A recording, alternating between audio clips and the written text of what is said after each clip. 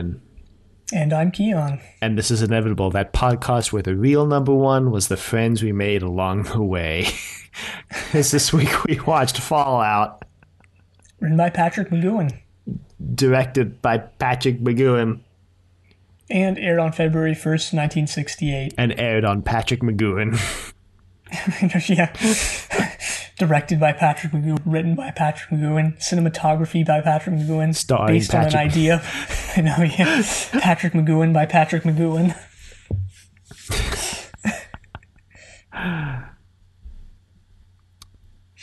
Yeah. Starring the Prisoner. I mean, that's how he's credited in this episode. Yeah, he's just Prisoner. Very odd. Pretty odd, yeah. Yeah, just as this whole episode is. I mean, this episode is pretty odd, but wasn't as WTF worthy, I think, as pretty much anyone ever has made it out to be, in my opinion. I kind of feel like any person who had actually been paying attention to The Prisoner, like to the 16 episodes preceding this one, should have expected that this would have just been like a non-ending, really. So that's why I'm just going to say this right up front, that I don't believe Patrick McGoohan when he says he had to go into hiding for a couple of days after the airing of this episode. Like, I just don't believe that. Why not? But like he did though, didn't he? That's pretty much a known thing, right? That he fled to the U.S. right before this aired. Isn't the only evidence that we have that the reason he did, we know he went to the U.S., but don't the only evidence we have that the reason he did that was Fallout comes from Patrick McGoohan himself? I mean, I have no idea. That's just something that I've heard again and again and again. Maybe it is just rumor. I mean, in my research for this that I did yesterday, I only came on everyone saying McGoohan said that he had to flee. Yeah, maybe he created his own like little meta story about it, and it worked. Yeah, I mean, frankly, I just don't believe it. I just don't believe it. I do think. I'll be honest. I watched this right before we started recording. Thankfully, I've watched this show before, because I would have no freaking clue what I've watched if this was my first time watching it, and I did the zero research that I did. Just kind of dropped the ball here, but like, wasn't the reception of this pretty bad? Like, people were upset that it ended this way. Again, the only person we have for that, like the evidence for that, is McGoohan, which again is like why I don't believe it. Like, I just don't believe it. Yeah, honestly, like, now having watched this for the third time, like, yeah, like, plot-wise, it pretty much raises way more questions than answers, but, like, it's pretty coherent, I think, with what the show has done so far, and, like, it's not nonsensical. It's just not very concrete, if that makes sense. Yeah, I mean, I agree. I found Once Upon a Time to actually be more, like, nonsensical than this one, because there, like, wasn't really a clear goal or aim at the end of that story, and it ended very mysteriously. Yeah, I think if you were to watch Once Upon a Time again, knowing that they were reenacting earlier parts of his life, like, I think you'd see that one is a lot more straightforward too. And I think that's what I've kind of thought on this watch through as well, is like, wow, this is a lot more straightforward and actually, you know, makes more sense than I thought it did the first time. I mean, not the stupid like pot or like, you know, that's kind of stuff that is still very, you know, not mysterious, because that makes it have some sort of mystique, but like that is still very, you know, out there, I guess. But like, it's pretty coherent, I would say. I don't know. I mean, I definitely think this is like, again, anyone who's watched the previous 16 episodes of The Prisoner, this feels like the only way that The Prisoner could really end, so to speak. Yeah. Did you really think so? This is a joke. I started saying it as a joke, but like, do you really think they were gonna, you know, reveal who number one was? But now, like, I'm actually curious. Did you think that we were gonna learn who number one was in this episode? Yes, but I also expected it to be something dumb. I mean, I have a note halfway through that says, what if number 6 is just number 1? And that turned out to be exactly what it was, kind of. Well, this episode may perhaps, like, going a little out of order here, because we probably still have some making of stuff, but like, every single episode other than this one, and I think Arrival, I'm not sure, has the intro where the who is number one, you are number six, which is like, if you think about it, they've been teasing that the whole time, right? He asks who is number one, and they go, you are number six. Yeah, that's actually one of the production things I read was like McGoohan claimed he didn't know who number one was going to be until he wrote this, and he wrote it like 48 hours before they started filming. But everyone, apparently like multiple crew members were like, yeah, I figured it out like from the beginning with the intro, like you said, with the you are number six line. So you have to wonder, is McGoohan telling the truth when he only just figured out, or maybe it was like a subconscious thing that he always kind of knew and he didn't really like solidify it until he wrote it down. Maybe it's like one of those things where he was writing the stories and other writers were writing the stories as well, and they like kind of had that idea, and then but they didn't really know if they were going to go for it, and then at the end they just kind of did, because like even what we got is not like a definitive statement. It's just like, well, who else could it be? You know, we see this like Patrick McGoohan double in the white cloak, and yeah. Unless you believe that it's just like the double from the Schizoid Man. Curtis from the Schizoid Man. I kind of wondered that, like, when I watched this, I was like, I wonder how many people, like, just think that this is like Curtis and are just fine with that. Because, like, Papa Puzzle compiles, like, a list of potential explanations for number one at the end. That they've found in their experience, and one of them is like number one is just another double of number six, a la number 12 in Schizoid Man. Yeah. I guess it's not really a secret who number one is, and I'm probably going to forget to read this list off later, so I'm going to just read it off now quickly. Yeah. Since I think it's interesting. But so basically, their list of fan speculation on number one is another double of number six. Number one is John Drake, like the John Drake, and then number six is not.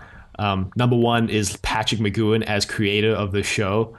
Number one was a drug-induced hallucination, which is apparently one of the books runs with that idea. Number one was a robot double of number six, which is another novel runs with that idea. And then there's also the idea that number one is just like the inner number six, which I think is the one that Patrick McGoohan championed.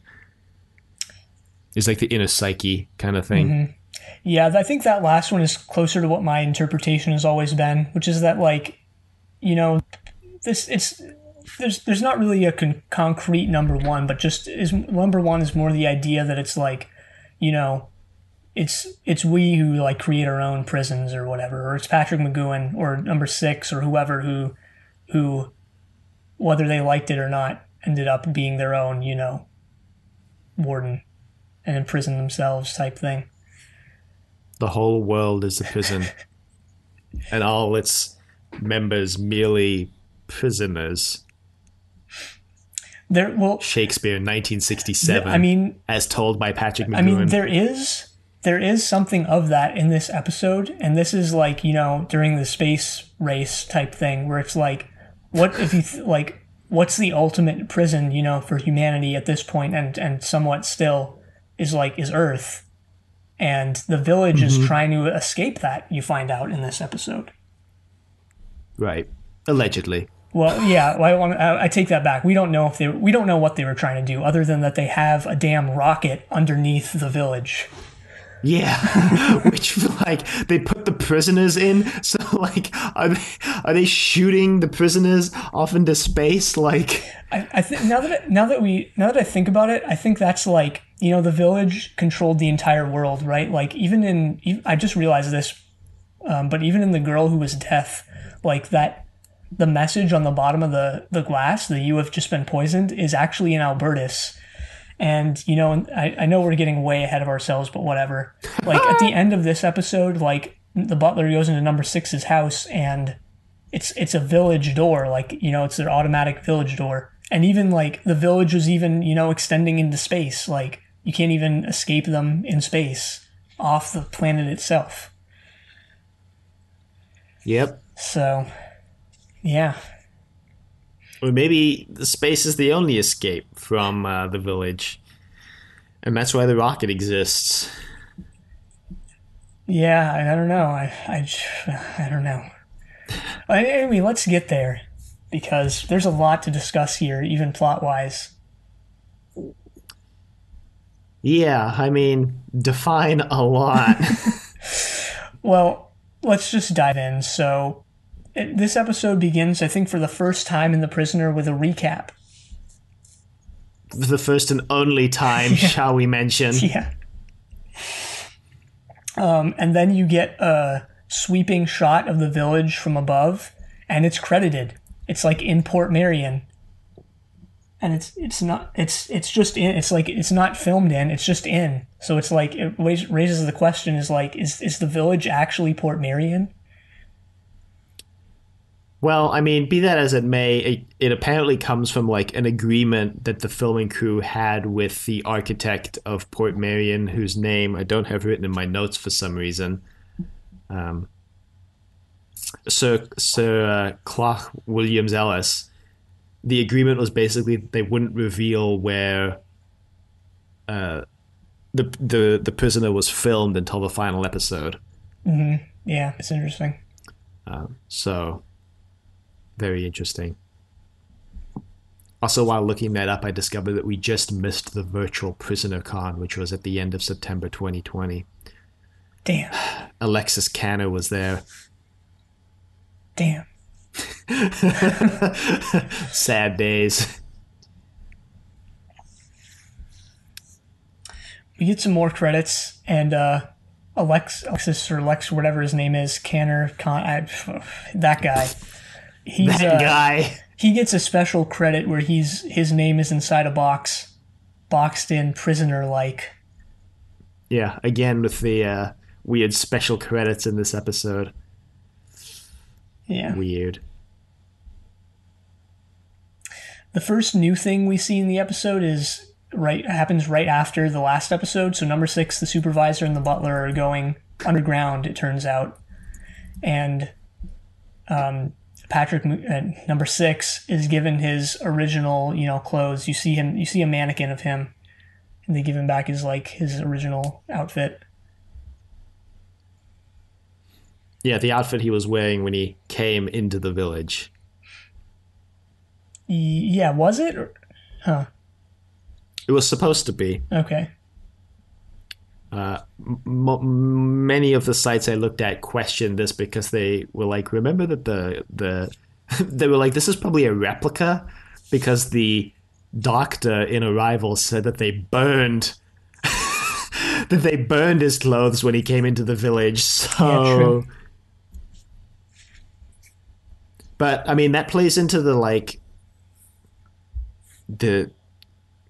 Children of the Stones-esque ending of this, where the cycle starts over again because it ends with the prisoner driving down a runway in the same clothes that he did in the intro when he got captured, basically implying that the cycle starts anew. Maybe, yeah, something like that at least, or something adjacent to it. And I forgot, but I was certain they were going to play the intro at the end, but they didn't. And I had forgotten from my previous watches. Surprise. Kind of wish they did, and he was just brought back to the village. I mean, that would have really played into the time loop aspect of it. Well, because everything important happens underground, they go underground into this stalactite cave. Was half expecting to see the cult that worships Rover down here. No, we get a different sort of cult. Not cult, but yeah, I don't know, just and those robes too, I don't know about that. Kind of reminiscent of, yeah, the KKK. Yeah. Well, they're all wearing comedy tragedy masks. Yeah. On their face, and they're black and white. Half of it is black, half of it is white. Mm-hmm. And they're sort of sitting in assembly because we get this sort of court scene that we're about to dive into, and each one has a name that represents some part of society, like young people, nationalists, and just a bunch of stuff. I forget what they all were. Conformists or something. I don't know. I forget what they are. Yeah, one of them was youth, I remember. Yeah, I only remember the youngsters and nationalists. Yeah, so youngsters. Yeah. If you want a list, Papa Apostle's got a list.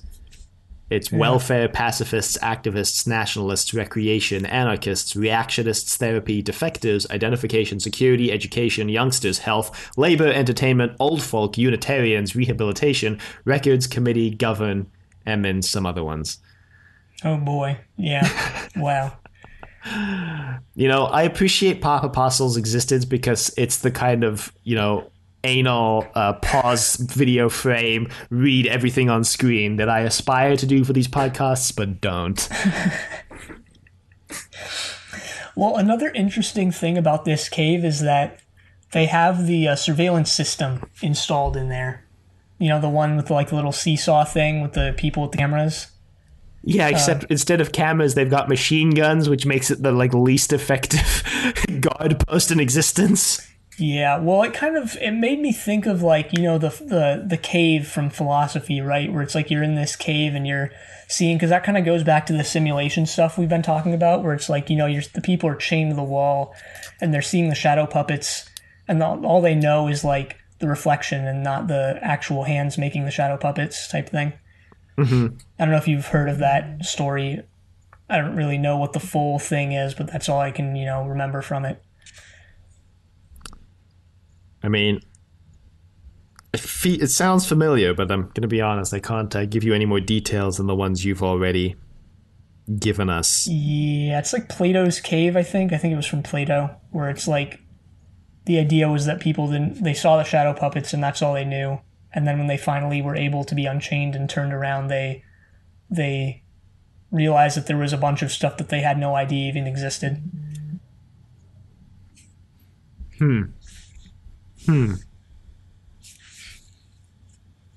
Well, while they're walking down to this cult room, they walk through a room of jukeboxes, and we hear the first licensed pop music in The Prisoner. All You Need Is Love by the Beatles. Yeah, of course it would be pop music, right? Protect other people. Well, so apparently the original script mentioned that multiple Beatles songs would be vying for audio control. All You Need Is Love, Strawberry Fields, Forever, and a couple others that I don't quite remember.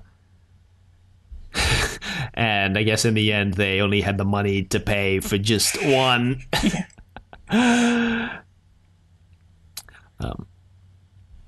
Interestingly, and this is a connection that I'm drawing that I didn't see anybody else draw, but All You Need Is Love was released as a single in the US, and the cover of the single had the Beatles in their outfits from Sgt. Pepper's Lonely Hearts Club Band. And the cover for that album is pretty famous. If you don't know, it's the four Beatles plus then a bunch of cutouts of famous people surrounding them. But what's interesting is that the cover features both the Beatles and 4 waxwork model replicas of the Beatles on the cover, which, given the revelation of who number one is in this episode, I found that quite interesting. Yeah. Wow. Also gotta love how it's played over a literal massacre, so that's good.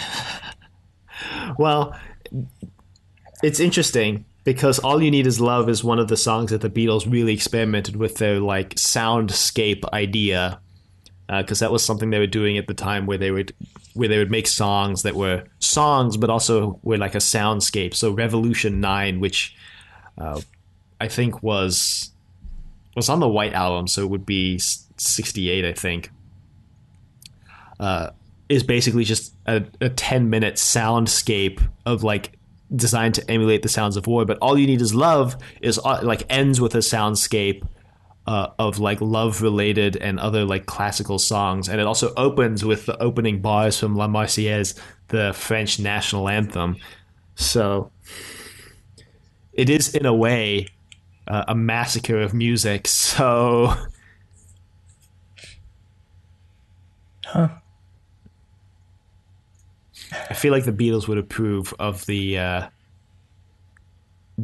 clash between the All You Need Is Love and the just massacre war that's going on screen. Well, we can always ask them. Like, just tweet at Ringo Starr or something and be like, "Hey, are you okay with this?" And he probably just like wouldn't even know what we were talking about. I mean, they were still recording music when this aired, so like presumably they would have had to give their sign off on like its usage, Yeah, right? but like, would you even remember something like that if you didn't like care about The Prisoner or watch it or anything, and you were like a massively famous person who did like so much, like, and had your music licensed out so much? Would you remember the one? Except like the Beatles didn't really license their music out at all. That was like one of the things about them, was that they rarely, if ever, licensed their music for anything, which is why you basically never hear their music in any movies Oh, wow. or TV shows, which is why it's especially interesting that it shows up in The Prisoner of all things. Yeah, I wonder how they got it there. Just didn't ask. They just used it and then they aired it. They're like, well, it's too late now. Yeah, ask for forgiveness, not permission.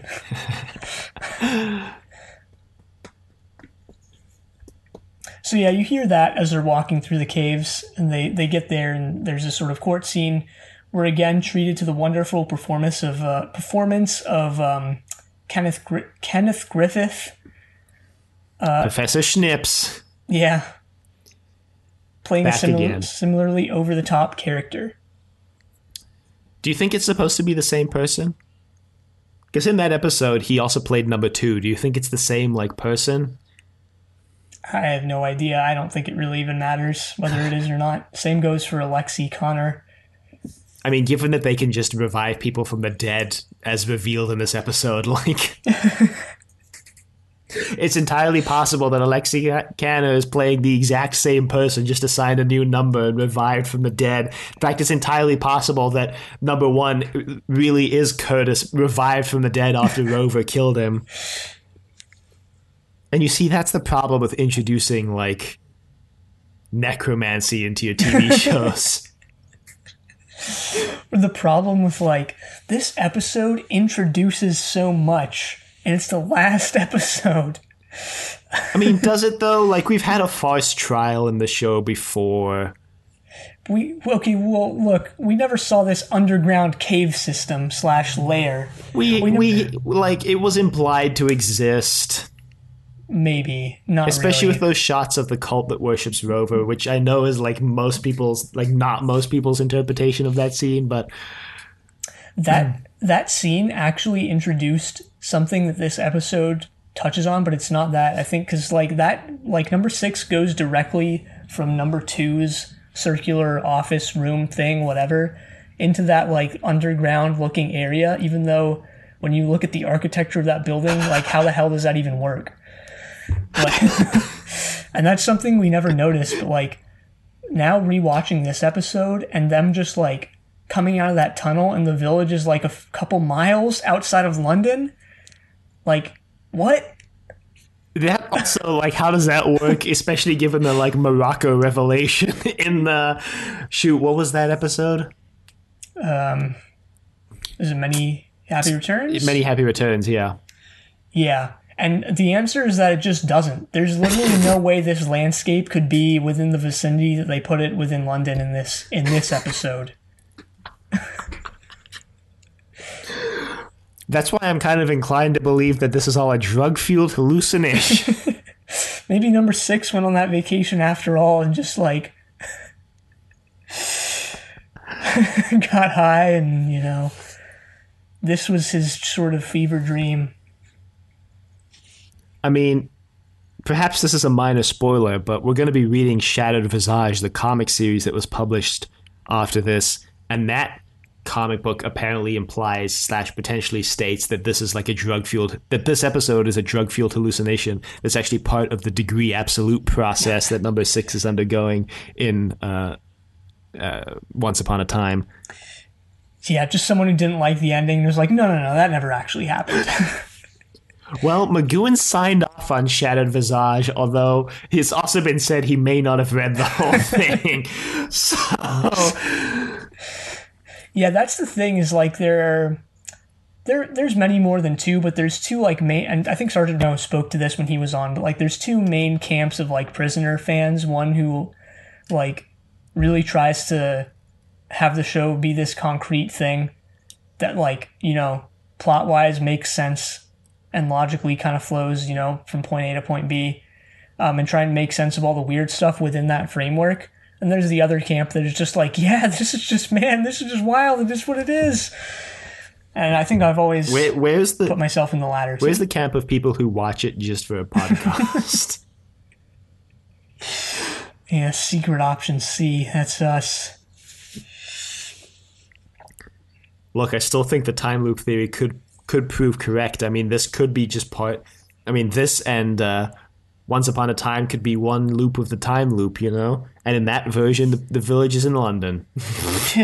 Yeah. And in Many Happy Returns, it's in Morocco. And in Chimes of Big Ben, it's in, like, Poland or whatever it was. Yeah, maybe that's the thing, Could be anywhere. Could be anywhere. Maybe all 3 of those villages exist and they're identical duplicates of each other, and they just moved number 6 between the 3 of them, like, interchangeably. Yeah, sleep without him knowing.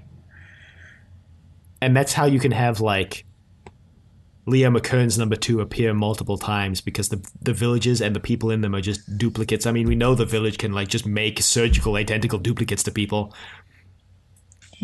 Yeah, And that's how you can...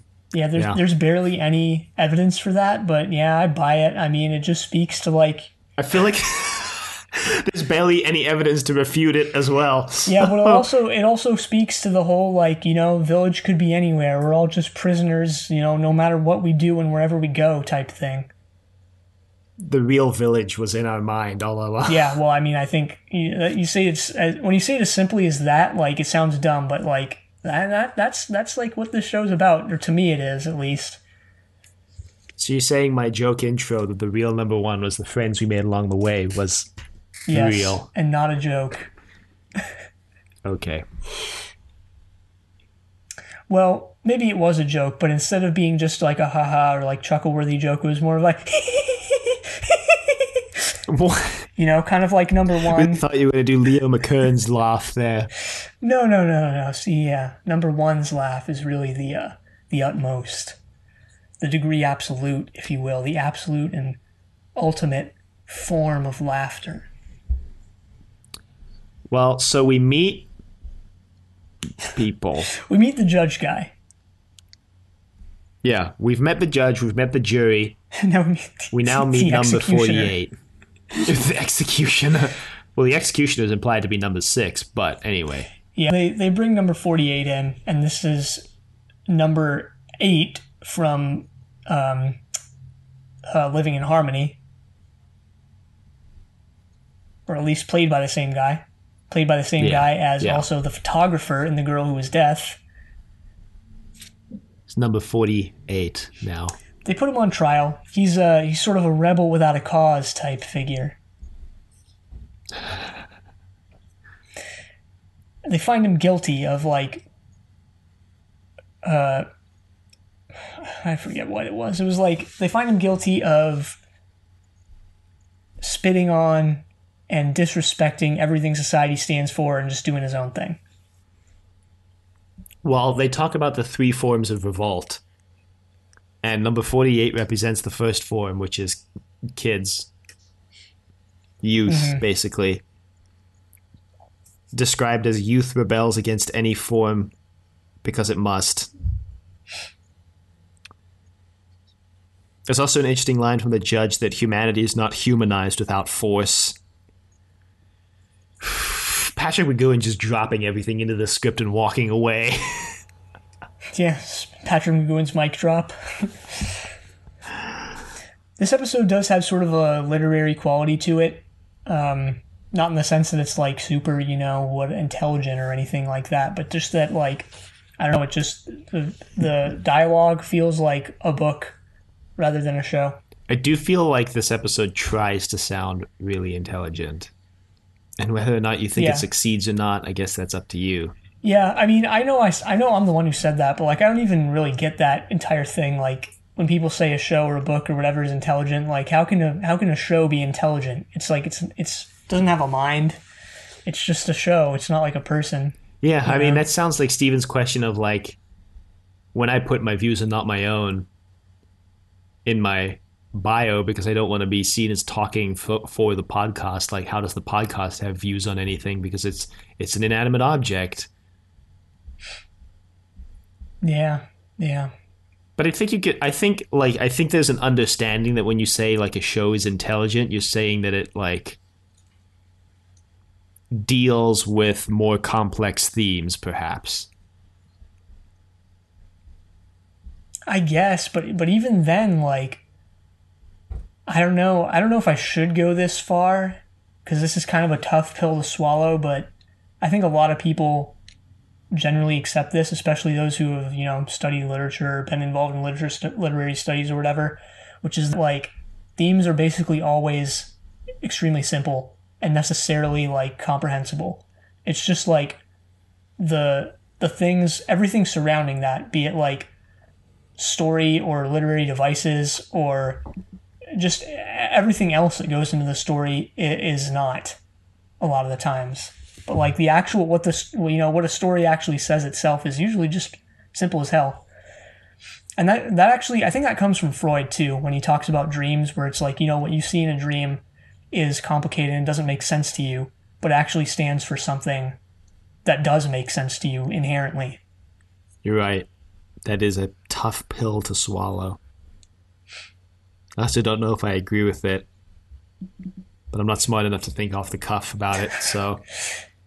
Yeah, I've thought about it, not extensively, but just like, I don't know, kind of just thought about it on my own, didn't really do any reading about it. And I guess I kind of agree with it. I mean, at their core, most things are pretty simple. Most stories are just saying something very simple. It's just that adults like to feel, like detectives instead of kids who just, read very simple stories and, get the message right away. Mm-hmm. I don't know. Just my own thoughts here. But yeah, they put him on trial and he starts singing the Dem Bones song, which got pretty annoying by the end of the episode, not gonna lie. By the end of the episode, I was annoyed 5 seconds in. I was like, no, don't. Yeah. That's how they licensed the Beatles, because they used like public domain music for all the rest of their music. And he just runs around like a madman singing the song. Yep. And then like the group of the jury sort of thing, starts singing along, which is annoying. Makes it even more annoying. Yeah, I think the song was fitting though, because as annoying as it was, it's, if you think about it, it's a serious song, but it's also a playful one, right? It's like this biblical song about, I don't know what, I just know that it's biblical. But like it's such a like hokey song in a way. So kind of fits like what the kid / number 48 is up to, where he's just kind of disrespecting everything around him. And it's also a song about like being revitalized and coming back to life. So yeah, I think it kind of fits his character. I suppose.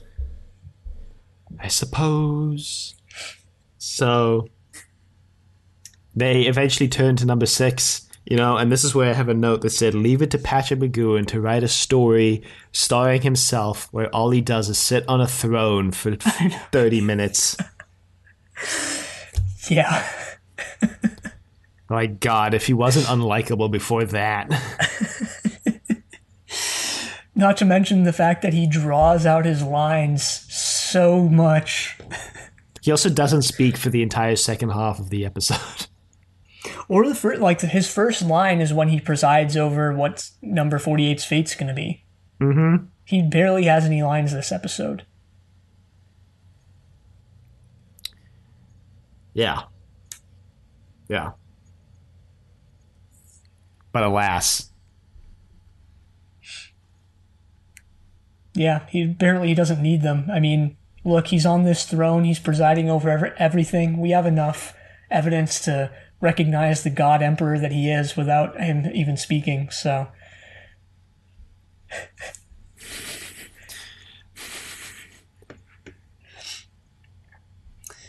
Anyway, throughout all of this, we've been getting shots of this HAL 9000S computer, like, just kind of hanging out to the side, labeled number 1. So you kind of think that is going to be number 1, and hell, maybe it is. I don't frickin' know.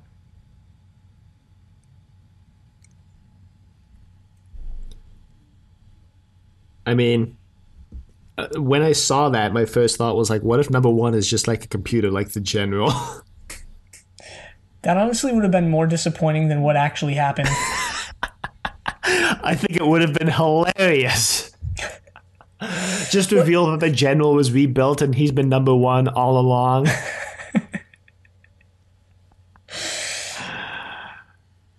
Yeah. I mean, just imagine. You think that the outroar over like this ending was huge? Just wait until it's revealed that it's a computer. Well, in a way, like, I don't know. I feel like, you know, if this was a normal ending that actually just revealed what number 1 was and sat you down and kind of explained what the village was and where they were and why they were established, like, would have been way more disappointing than what we actually got. I mean, I don't disagree. I do think it would be hilarious. But I don't disagree. So they finally restrain number 48, and they, unbeknownst to us yet, they strap him in to the little chamber that they're going to use to launch him into space, but we don't know that yet. Mm-hmm. Then they revive number 2, Leo McKern's number 2, which they started... And shave his face. Yeah, they shave his face. They started this entire process at the beginning of the episode, and now it's finally ready. So he's revived. He doesn't know what's going on, but he's had a change of mind, you might say. Wow. Well, he gets up and he's like, I feel a new man. Apparently the reason why they shaved him is because between the time that they filmed Once Upon a Time and Fallout, Leo McKern had started acting in a play and had shaved his facial hair into the mustache that he wears in this episode and had shortened his hair. He looks completely different in my mind. In my mind. The documentary for The Prisoner. Yeah, he looks pretty different, yeah. He sounds exactly the same, though, because we get his laughter.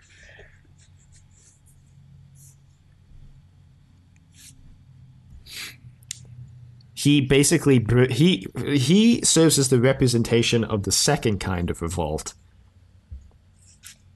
Yeah, which it's almost the same as the first, except it's just when you're older. Well, so their explanation was the first kind was uncoordinated youth rebelling against nothing it can define. The second is a successful, established, secure member of the establishment biting the hand that feeds him. Yeah. Again, lines that Patrick McGoohan clearly wrote to sound smart, but I feel like don't actually really say anything. I mean, why do you think, like, it's pretty clear what they say to me, like, you know, there's two kinds of revolt. The one's the youth, and then there's the people who revolt later in life. Yeah, but they're not saying anything new. It's a lot of words. It's a lot of words to just say people. It's a lot of words to say people revolt against the government, basically, or the Yeah, establishment. and that's why I said earlier that this episode feels kind of literary because there's like I'll say it. You know what? Screw it. There's a beauty to this script, like the way the cadence of it, just everything about it. But how can an inanimate object be beautiful? Beauty is a characteristic we ascribe to human qualities, usually. What like. What? I'm just saying What? that earlier you said that you can't say that something is intelligent because, like, how can a TV show be intelligent? And I'm just saying, like, beauty is a quality that is equally as ascribed to people as intelligence is. So by saying that there's a beauty to the script / show, you're kind of ascribing it a human-like quality again. I mean, beauty is in the eye of the beholder. Like, you can think of an inanimate object I mean, so is intelligence. Is easily beautiful, but, like, if you don't have a mind, like, how can you can be beautiful without having, like, thoughts or a mind or a psyche or a consciousness, like, art is beautiful. But I don't think any of those like, things, like, I don't think intelligence is predicated on any of those things.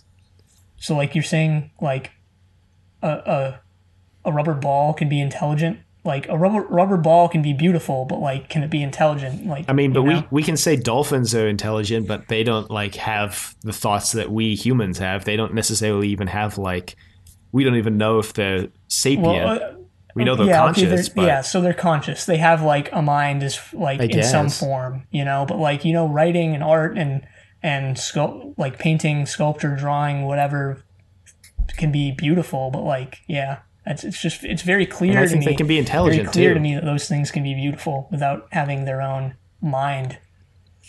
I just think... I mean, it seems clear to me that they can be intelligent as well. I don't get that's where that argument, like, doesn't get to me. Is like, how can they be intelligent? But hey, we don't need to do on that anymore. I mean, you can say the design of something is intelligent. Yeah, you can say that. Yeah, maybe, perhaps that but makes again, a little more that's sense to me. It is kind of the same thing. That one makes a little more sense to me, though.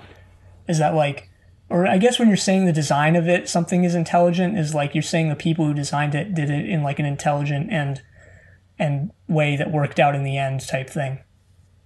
So I guess when you're saying that, like, a show is intelligent, you're saying the people behind it are intelligent, which who cares whether they're intelligent or not.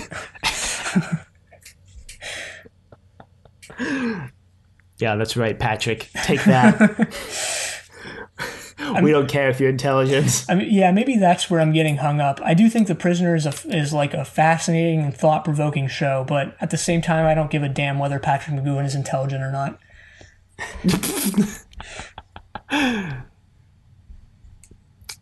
Well, that's fair. That's fair. So anyway, yeah. So number 2 just goes crazy, I guess. The now former number 2. Oh my god! Since he stares into number 1, and then he decides that he wants to be an individual again and tears off his number. So yeah, it is basically the former number 2 now. The artist formerly known as number 2. Yeah, the prisoner formerly known as number 2.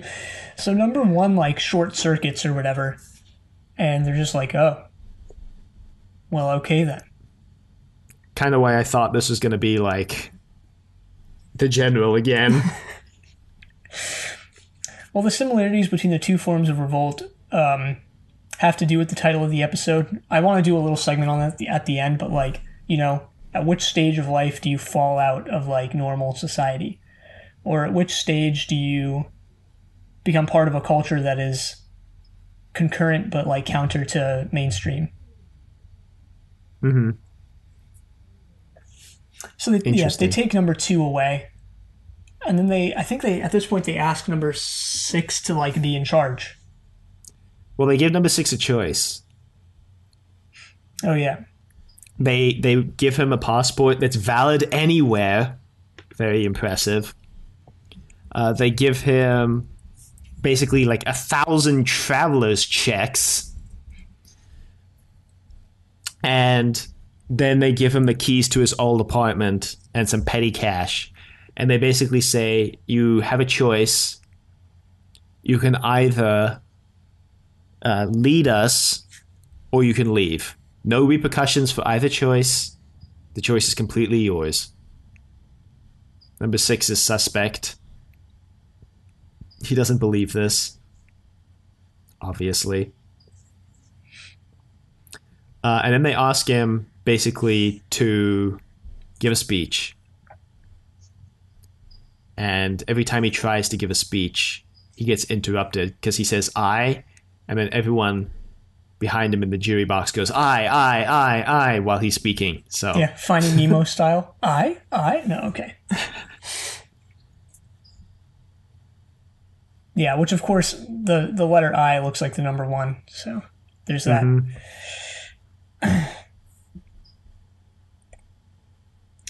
So then he goes to meet number 1. I think they ask him like, "Hey, would you like to meet number 1?" And he's just like, "Yeah.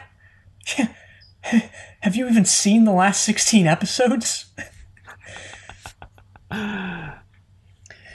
So he gets taken down this hallway that's being protected by guards, and he's brought into this room with like number 2 and number 48 knocked out and placed into little capsules that say Orbit 2 and Orbit 48. And there's another Orbit capsule too that's open, and that doesn't have a number on it. Presumably for number 6. Yeah, and you get this scene that I distinctly remember what I first thought when I saw it, or this shot rather, where like you see the butler coming in after him down the hallway, and like the first time I watched this was like, here we go, the butler's number 1. Like, this is it. But no. That would have actually been the most mind-blowing ending they could have possibly done. I feel like that's like, that would have been, you would have seen that coming, that the butler is number 1. Would you? Yeah, I think so. This guy who's been omnipresent and more present the more the show goes on, never speaks, doesn't really, have a clear like stake in the stories at hand. Like, yeah. I don't know. I mean, it is very interesting that they never draw any attention to the butler until Fallout and Once Upon a Time. And when he gets fired in Hammer into Anvil, as, with the supervisor. Yeah. Before that, you may not even process the butler's there. Yeah, and at the end of this episode, it's him who... It's his, like... He goes into number 6's house, and that's when you see that, like, this is still maybe part of the village type thing. He might still be number 1. Yeah. And the robot duplicate was all just... I mean, yeah, he goes into the door labeled 1, and it's a village door at the end, so... Yeah, maybe. So, okay, but what actually happens here is number 6 goes up this little spiral staircase. He sees this guy in a white robe sitting in this room full of globes. And he hands one to number 6. And then he does this move where he opens his arms and you see a big number 1 on his chest. Yeah, and it turns out number 1 was Kronos from the Time Monster on Doctor Who. Yeah, I mean... the greatest crossover of all time, just tears off the mask to reveal William Hartnell as number 1. No, but it is like a Doctor Who-esque mask, like that he pulls off the mask and it's like this gorilla / Godzilla thing. I don't even know how to describe it. It looked to me like one of the aliens from the 80s Doctor Who, but I don't remember which one. Maybe the pterodactyl, maybe something like that. Yeah, probably something like that. I distinctly remember also the first time I watched this, I was like, oh my god, like, it was aliens the whole time. My reaction was like, oh, it's aliens. That's unoriginal. Yeah, but, I mean, maybe it is aliens still, and I don't know. But then what happens is he pulls off that mask, and it's just Patrick McGoohan. Going, hee. Shocking. Yeah. He runs around for a little bit. And that's that. That's all we see of number 1. Doesn't number 6 try to shoot him? I think he tries to, like, choke him or something. Or he at least tries to, like, lunge at him. But then he just climbs up a little ladder and, like, he pops his head back in and does, like, a little wave type thing or whatever. And just leaves. And And that's number one. That's all we get. Bravo, Prisoner. You know what? More shows need to be willing to just go off the rails and take the risks they need to take to do whatever the hell they want to do, like this show did. And in a way, this is a huge reaction against shows like Danger Man and all that entire genre that, were, by its point, many people thought were rote and repetitive. Yeah, I mean, Patrick McGoohan himself said that when he sat down to write this, that he knew explicitly that it wasn't going to be like a James Bond 007 kind of ending, that it had to be something different. Yeah, and in that way, The Prisoner really, like, it in a way, like, I know we were just talking about, like, a show can't, have a mind of its own and do, like, things like that, but, like, in a way, The Prisoner pretends to be something that it's not. Where it kind of starts as like this James Bond-esque, mostly down-to-earth spy, espionage type story, type world. And at this point, it's just this, like, something completely different. I mean, but in a way, like, I don't know, I feel like this ending answers as many questions as it needs to.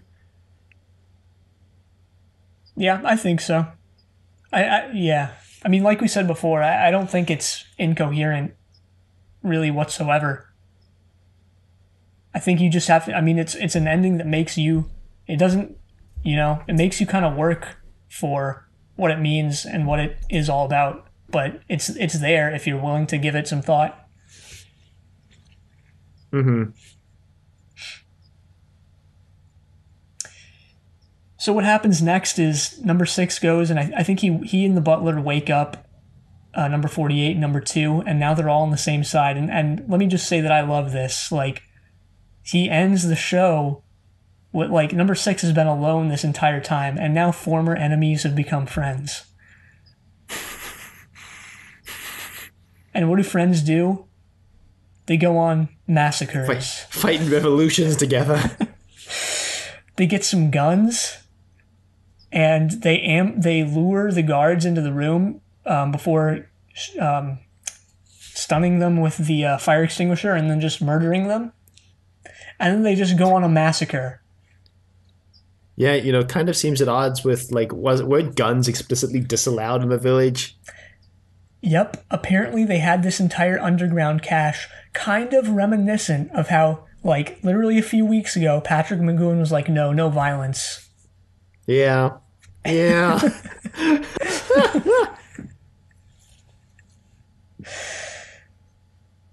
Yeah. So once they've done that, they escape into the moving jail cell that number 2 revealed to number 6. And then it's revealed that this jail cell is like the worst possible motorhome because it requires a driver to be driven around. Like, you can't control it from inside. You have to get out of the cell into the driver's seat to drive. Yeah, and this whole sequence is like, gee, I wonder why they spent so much time last episode explaining, like, the workings of this room and how it's mobile and everything. Luckily for them, the butler is now an ally as well. Before we move on too far from this, let's also just touch on the fact that this scene, like, now it looks tame, but for its time, this is extremely graphic.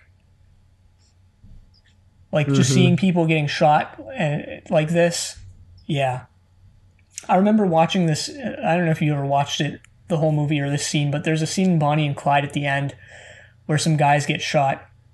It might actually be Bonnie and Clyde getting shot, I can't remember the plot.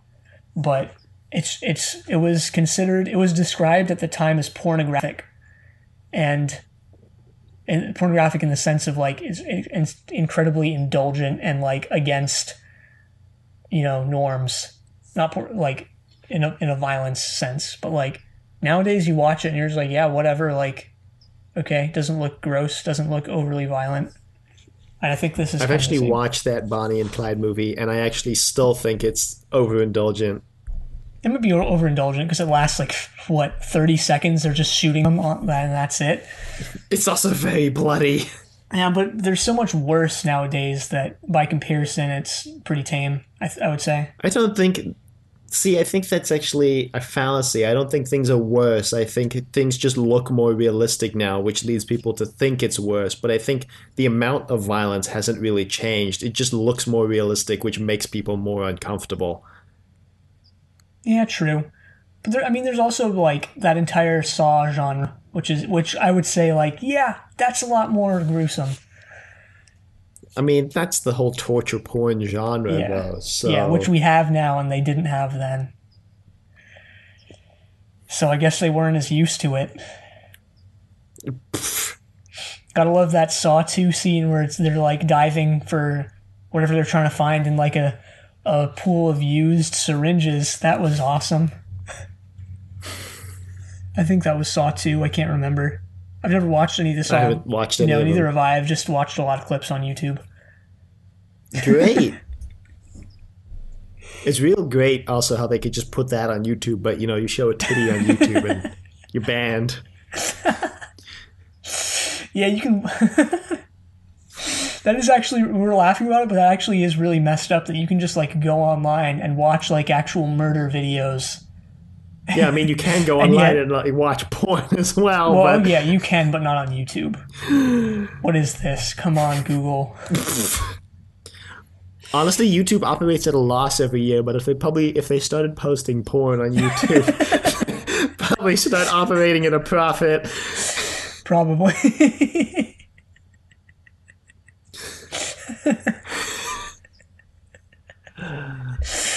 God, did not think that this is a topic we'd be hitting on in our Fallout episode.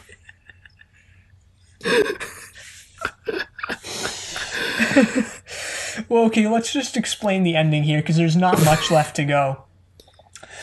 So they leave, they kill everyone, and they leave. They drive out of this little tunnel, and lo and behold, they're like a couple miles outside of London on like a main highway. Yeah, they just drive out of the tunnel onto the M10.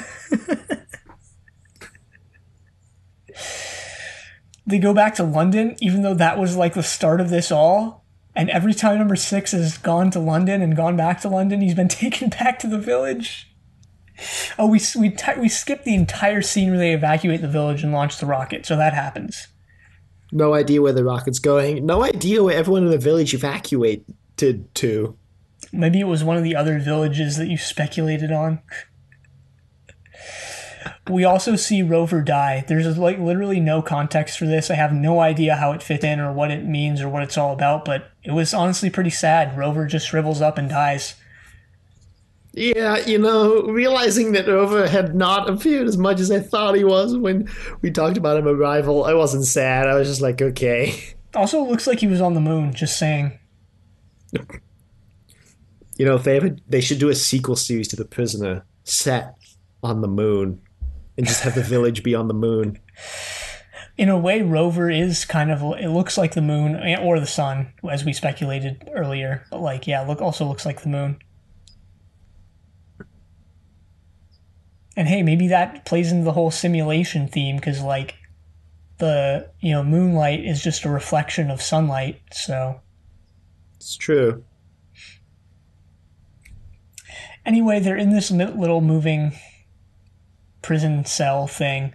They go back to London, and there's I like this. Like even if they're not really free, which I guess we'll discuss, are they actually out of the village? Or are they not? What is the village? Is it like a real concrete place, or is it just an ideological thing? I don't know. I kind of liked seeing this moment of happiness, after having murdered dozens. They just get to enjoy life.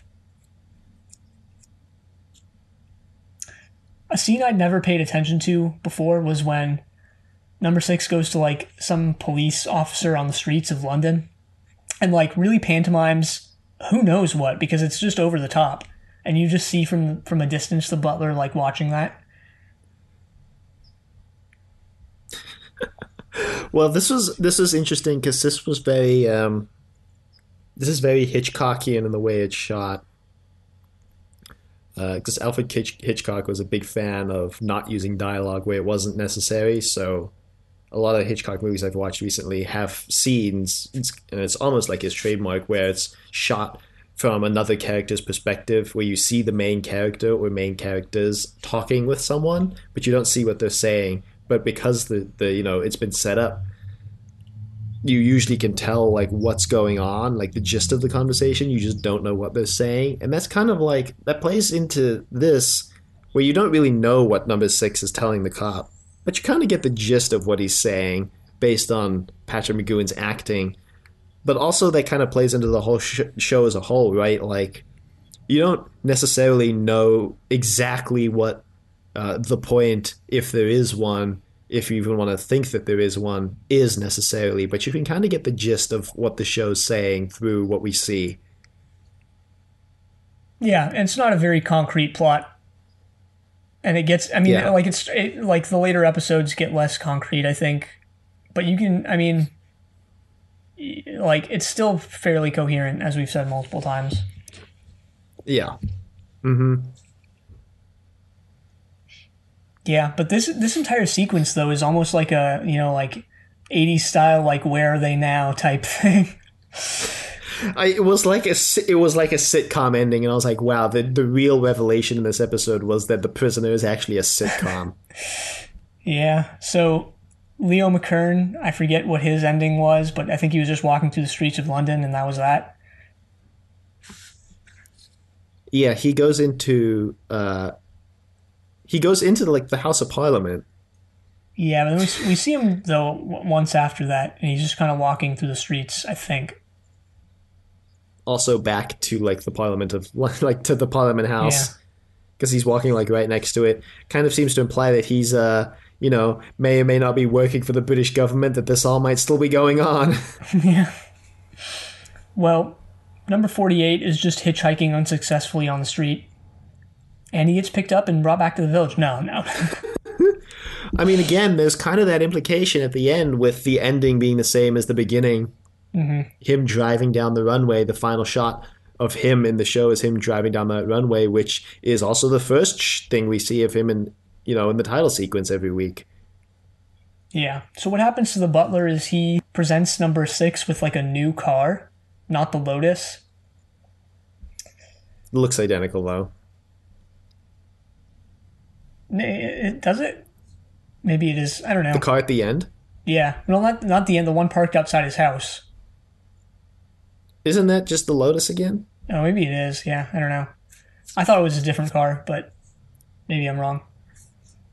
I'm pretty sure it's the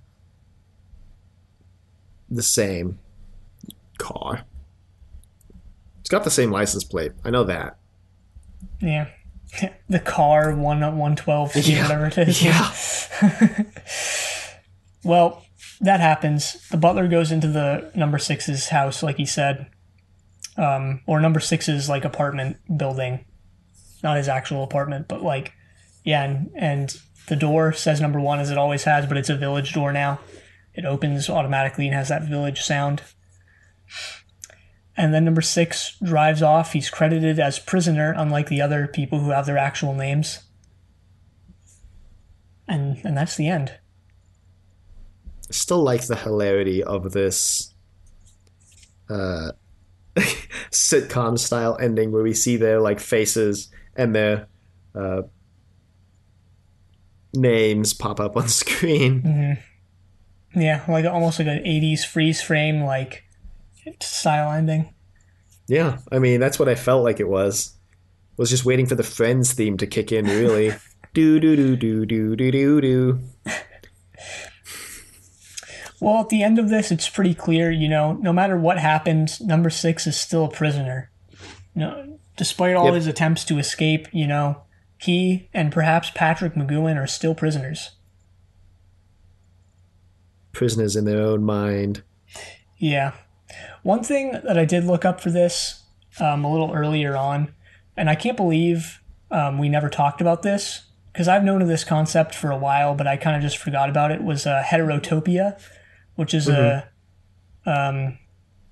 it's a word coined by Foucault. I don't know if he made it up, but he definitely like used it in his own way. So according to Wikipedia, because I didn't have time to actually do any research, heterotopia is a parallel space that contains undesirable bodies to make a real utopian space possible. And Foucault actually mentions prisons when he talks about this concept. So basically, it's like a part of society that runs concurrently with society, but that is separate somehow. So prisons are a good example. Like, prisoners are completely cut off, or not completely, but very much more cut off from the rest of society than everyone. You hear about these stories like, yeah, man was imprisoned in 1990, got out in 2020, and the world was a totally different place, So it kind of makes sense there. But I think it also sheds a light on like what we kind of talked about with simulacra and simulation, where like, you have these places like the jails or the Disneyland or whatever Baudrillard talks about in those. And it's those places that let you, they're separate and they're cordoned off from the rest of society. They're basically the heterotopias that Foucault talks about.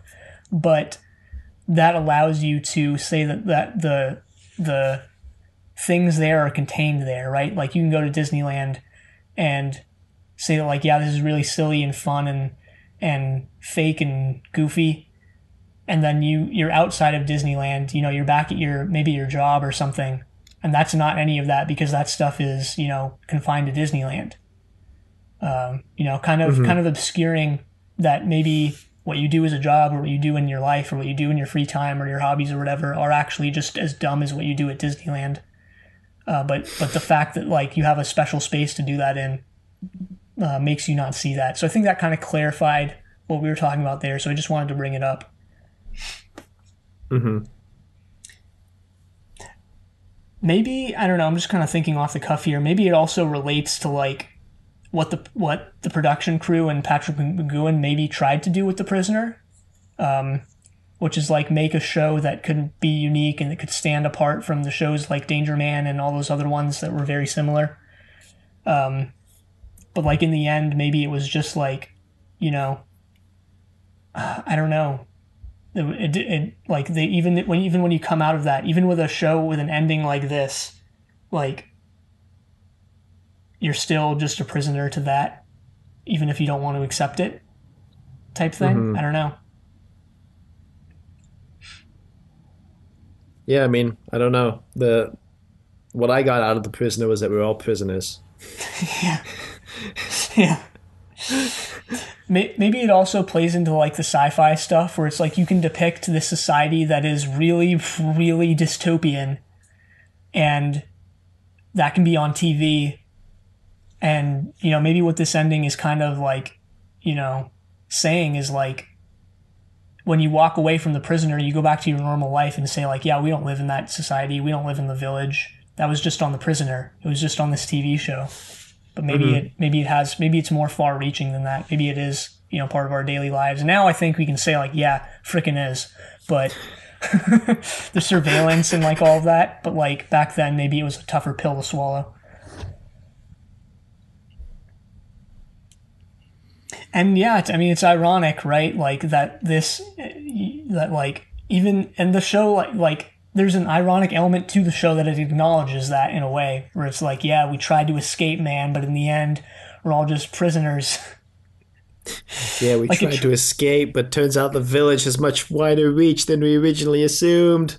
Yeah, like even if you try and make a show, that's why the ending here is kind of meta, because like even if you try and create a show that is stands out from the crowd and that is unique and that has stood the test of time because of that, like you're still a prisoner to many of the woes of production, as this show has told us with the drastic behind-the-scenes flubs. Well, even like in order to create a show that stands out from the other shows, you're still a prisoner to the like realm in which those other shows exist, right? Because you need those other shows to define what like you're standing out from. Yeah, true. Oh, Jesus. Yeah, that's just like the heterotopia thing, actually. Wow. Damn. Damn, bringing it full circle.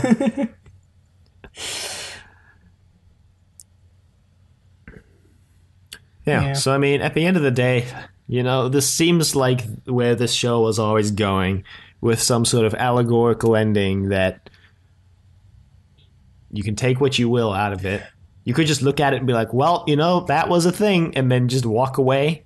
Or you can be like, huh, this implies that we're all prisoners. Well, look, we already knew we were prisoners, so we're good. You know, we were prisoners to this podcast, so there's no, question about that.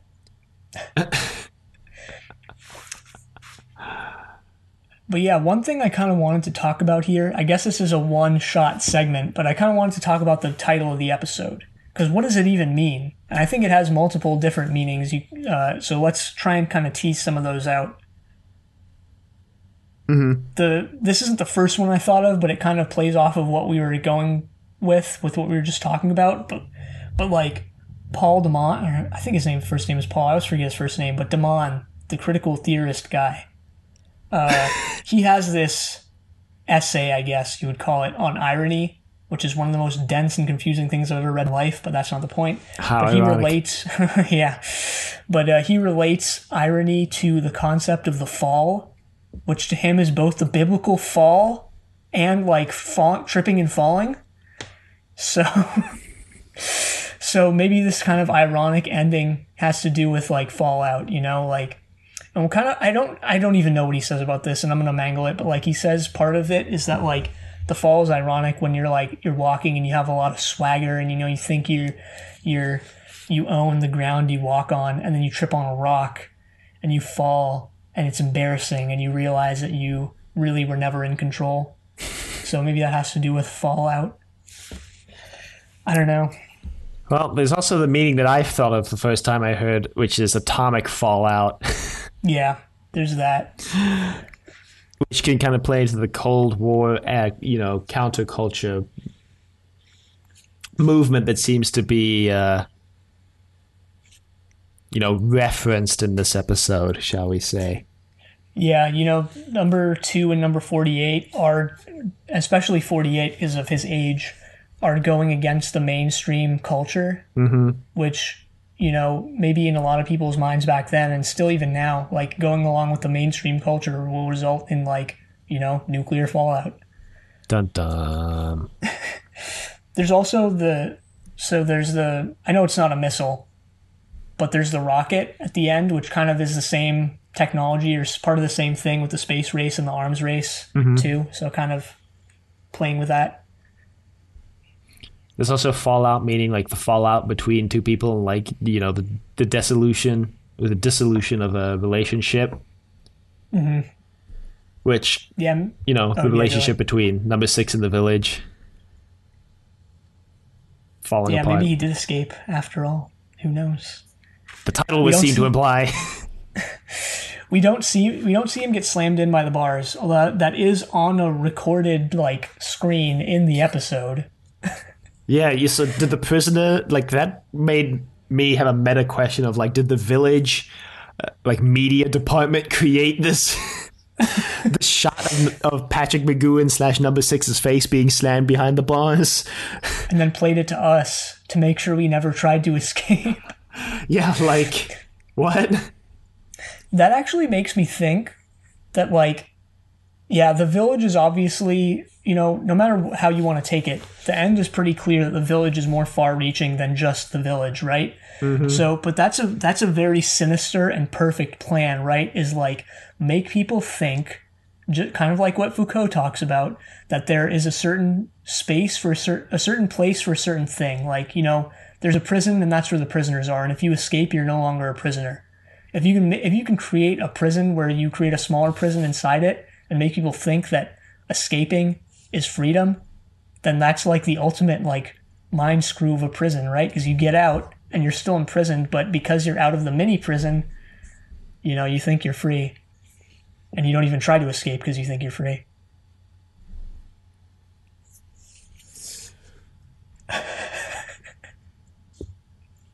I mean, that's the Matrix within a Matrix theory, right? Yeah. That the Matrix allowed some people to escape into the Zion super Matrix because they would think they were free.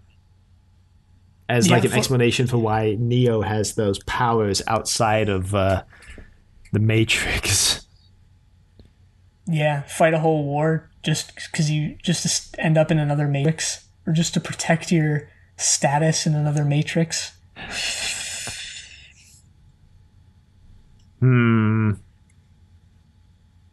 So the village is the Matrix, confirmed.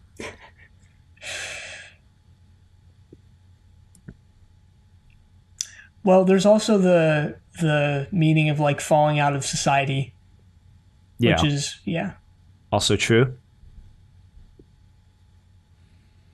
There's a just kind of going off the cuff here now. There's also autumn. I don't know how that would relate to anything in this. Fallout. There's also just like things falling out of your car, while you're driving, or your bag.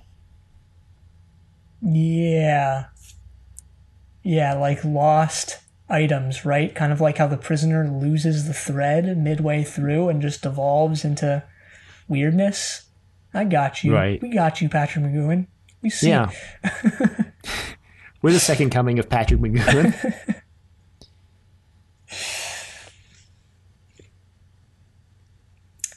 Maybe Patrick McGoohan wouldn't have felt like such a prisoner to the television industry if he didn't take his toxicity wherever he went. Maybe The Prisoner really could have been a new style of show that was different and like was better behind the scenes.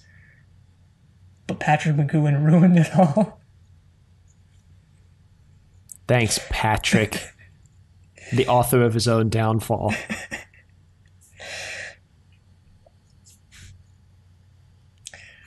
Well, I guess we have some segments, but a few of them seem pretty moot, considering.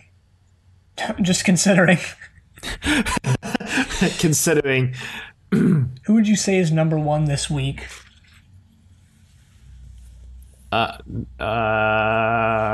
This sounds like a trick question. Because I would say it's that guy in the robe with the number one on it. I would say it's the butler, It's that policeman at the end. It's one of the extras. Imagine if someone like one day zoomed in on like a like really small part of that one of the shots at the end of people walking by on the streets and noticed that like someone had a number one on their coat or something. I mean, right up until it actually ended, I really did think that where this was going to go was after they dropped off number 48 and number 2, that the butler was just going to drive number 6 to like another village and he was going to be trapped again. That's like legitimately where I thought it was going to go. Mm-hmm. Till it ended. Yeah, it very well could be the butler, yeah.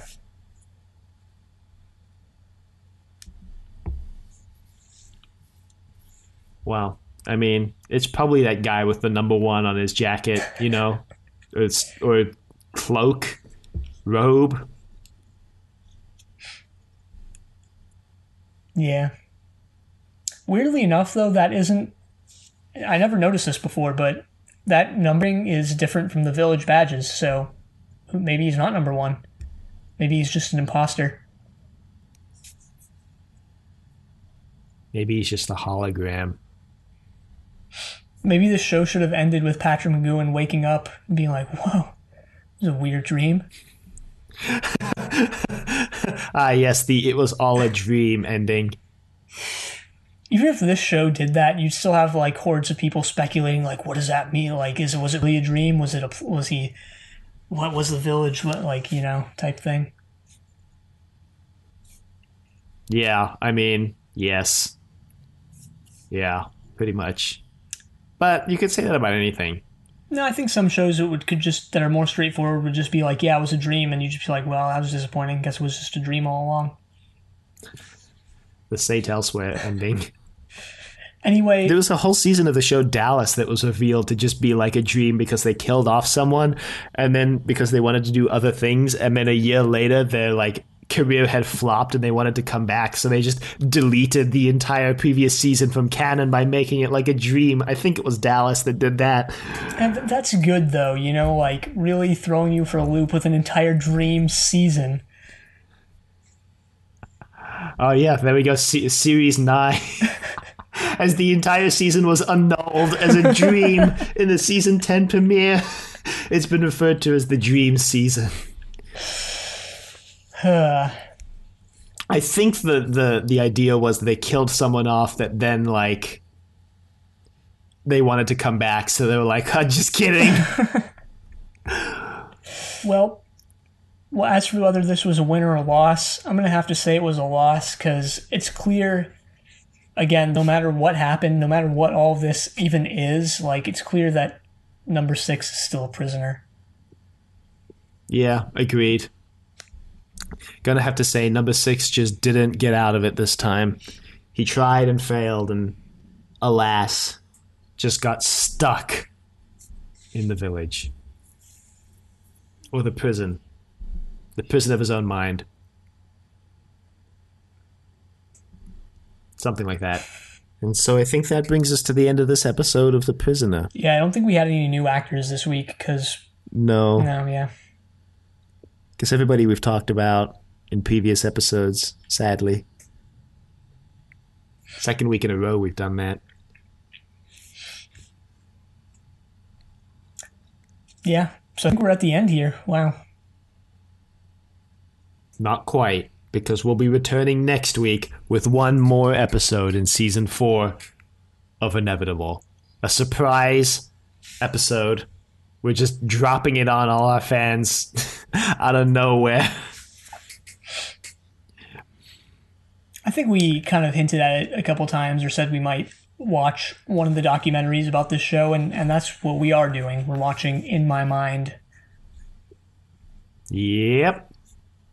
I might also watch, what's it called? 6 into 1. Mm-hmm. Just because I want to see the documentary that Patrick McGoohan disowned after watching it. Yeah, maybe if I have time within the next week, I'll try and see if I can watch any more supplemental material, like interviews and, you know, just whatever I can find. And I guess we can also throw in next time a retrospective about the show, because we talked a lot about what we think this is all, you know, what this all culminated in, but we didn't really talk on this episode about how we thought it all worked or how much we liked it. So we can kind of throw that in there next week too. Yeah. Well, next week will be kind of a wrap up of the show and what we thought, and hopefully viewer thoughts. And then after that, we are taking a break from Inevitable. Yeah, to do our other podcast, Triple Play, a movie trilogy podcast. Check that out. We watch movie trilogies and discuss the making of. And after that, we'll be back with Inevitable, but I think we should save what we're doing for Season 5 until next week. We're gonna bait our audience members. They're gonna have to come back next week to find out what it is. Yep.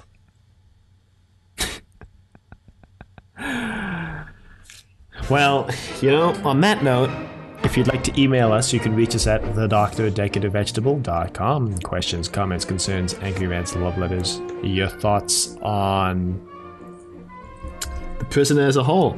You can find us on YouTube at Decorative Vegetable, find us on Apple Podcasts, Google Play, and Spotify, and anywhere else at Inevitable, a classic sci-fi podcast. Check us out on Facebook, Trust Your Doctor. Like us on Facebook. Also check us out on Twitter at TYD Podcast, and follow us on Twitter. And next time, like we said, we're going to be doing a retrospective, watching In My Mind. But yeah, till then, the end.